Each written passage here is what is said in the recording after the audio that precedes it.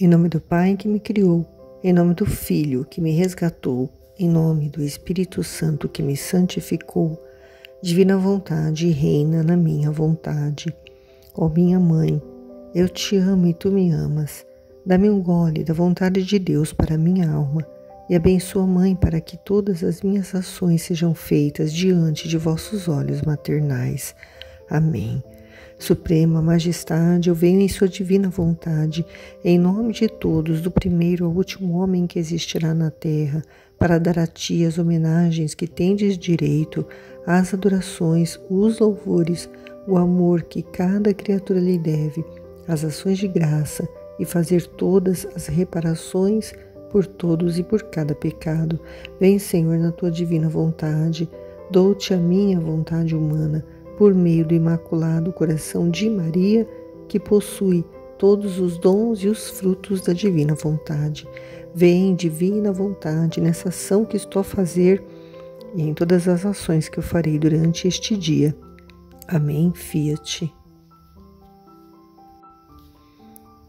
Livro do Céu, volume 25, trecho 22. Como a criação é um exército divino, onde está o divino querer, a vida perene.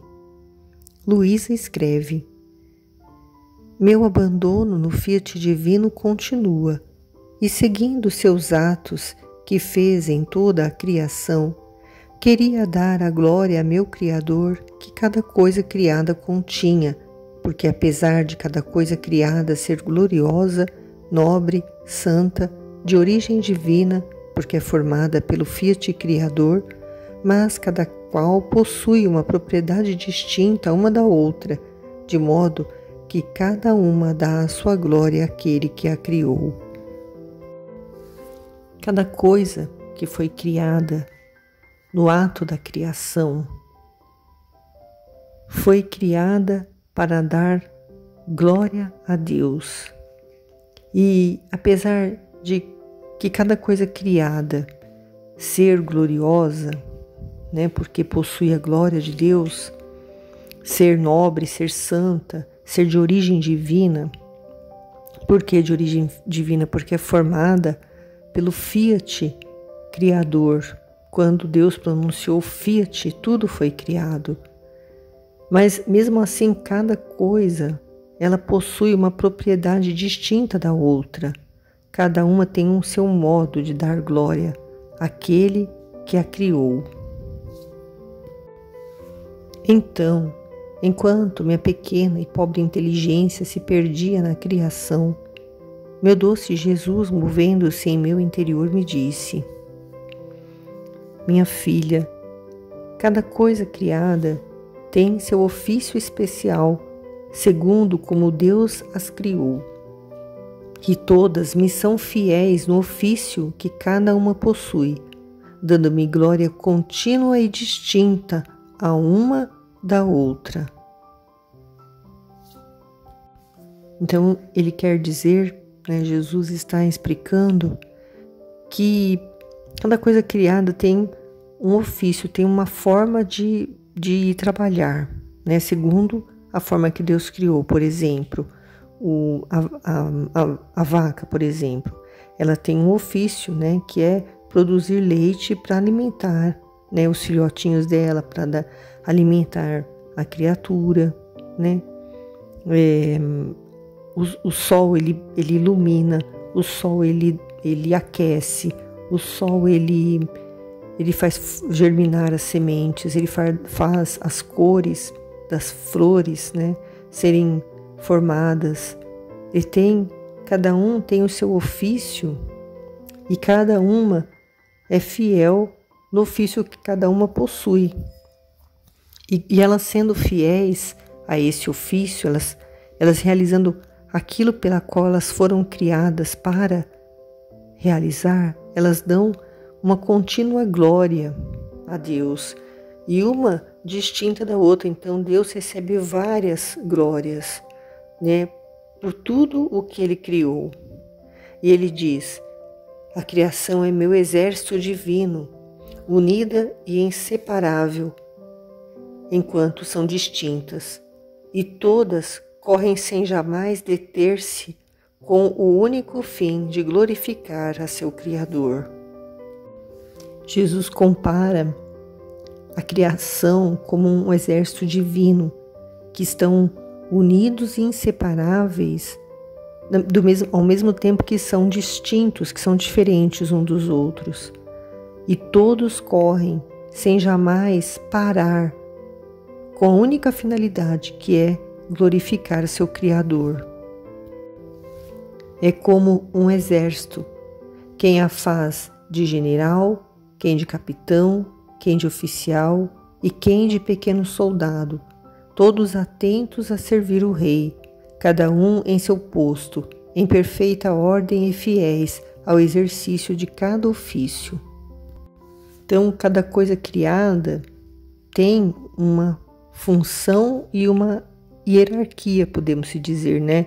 Ele diz que um faz função de general, de capitão, de oficial, um pequeno soldado, mas todos estão atentos a servir o rei, né? Que é Deus. Cada um no seu posto, né? A florzinha está lá no jardim, os peixinhos estão dentro do mar, as estrelas estão no céu, né? Cada um no seu posto, em perfeita ordem e fiéis ao exercício de cada ofício, né? A florzinha, ela abre quando ela tem que abrir, né? Dependendo de como Deus a criou, né? Se ela abre na primavera, se ela abre todos os dias, né? Cada um na perfeita ordem como Deus a criou. E ele diz: possuindo cada coisa criada um ato de minha vontade divina, isto lhe basta para manter-se em seu posto em ordem perfeita, sempre belas e sempre novas, em um ato de glorificar aquele que a criou. Cada coisa criada, elas possuem um ato da vontade divina. Mas isso é o suficiente para manter essa criatura, né? Essa flor, essa estrela em seu posto em ordem perfeita, sempre belas e novas em atos de glorificar a Deus, porque elas possuem o ato da vontade divina. Onde está a minha vontade divina, a vida perene, harmonia e ordem, firmeza inabalável, sem que nenhum evento possa afastá-la de seu posto, e todos felizes no ofício que cada uma possui.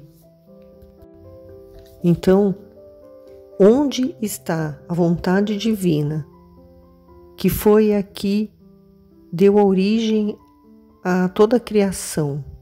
É a vontade do Pai, do Filho e do Espírito Santo. É o amor, é o transbordamento de amor que fez com que tudo fosse criado para o homem, para servir o homem. E onde há essa vontade divina, a vida perene, vida eterna, a harmonia, tudo está em perfeita harmonia e ordem. Não tem nada que esteja fora da harmonia pela qual Deus criou. Onde está a divina vontade tem uma firmeza inabalável, nada abala aquela firmeza, sem que nenhum evento possa afastá-la de seu posto. Nada tira a estrela do céu, nada pode tirar. E todos felizes no ofício que cada um possui. Jesus diz: assim teria sido o homem, se a vontade humana não o tivesse arrancado de minha vontade. Um belo exército, todo ordenado, e cada um em seu ofício, feliz e em ato de glorificar-me sempre. E enquanto glorificava seu Criador, ficava ele glorificado. O homem, ele foi criado nesse ambiente de harmonia, de firmeza inabalável, de vida perene. Mas nem nada poderia afastá-lo de seu posto, e todos estariam felizes e cada um no seu ofício, como era lá no Éden, como era lá no paraíso, né? Os animais, eles existiam, né? E viviam em harmonia com o homem. Os frutos, né? Serviam de alimento, cada um no seu lugar, cada um, né? Com a beleza, com a pureza, cada um na sua ordem, como foi criado, da forma como Deus criou. Mas a vontade humana arrancou o homem dessa vontade divina. A vontade humana, a vontade, o amor próprio, o pensamento em si mesmo. Quando Adão pensou mais em Eva do que em Deus. Quando ele ouviu e fez o que a Eva pediu, ao invés de fazer o que Deus pediu, que ele não comesse daquele fruto. Ele deveria ter levado a Eva junto de Deus e ter acusado ela perante Deus, e ela teria recebido a lição, ela teria recebido o castigo, ou seja lá o que Deus fosse fazer para que ela não saísse da vontade divina. Ela ainda teria como se arrepender e não comer.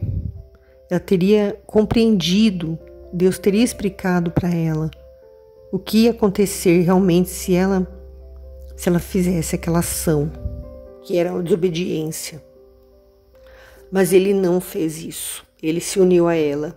Ele fez a própria vontade. Então, ele foi arrancado da vontade divina. E se ele não tivesse sido arrancado da vontade divina, ele também faria parte desse exército todo ordenado e cada qual em seu ofício, feliz, né? E sempre glorificando a Deus com a vontade livre, né? Para fazer o que ele quisesse, assim, dentro da liberdade, né? Sem ofender a Deus, sem querer fazer a própria vontade, né? Vivendo nessa perfeita harmonia, porque quando o ser humano ele se volta para si mesmo e quer fazer dele mesmo um Deus, né? Ele passa a sair desse plano, dessa ordem, porque o homem sem Deus é nada. E quando ele quer fazer a própria vontade, é a mesma coisa que ele está dizendo que ele é um Deus.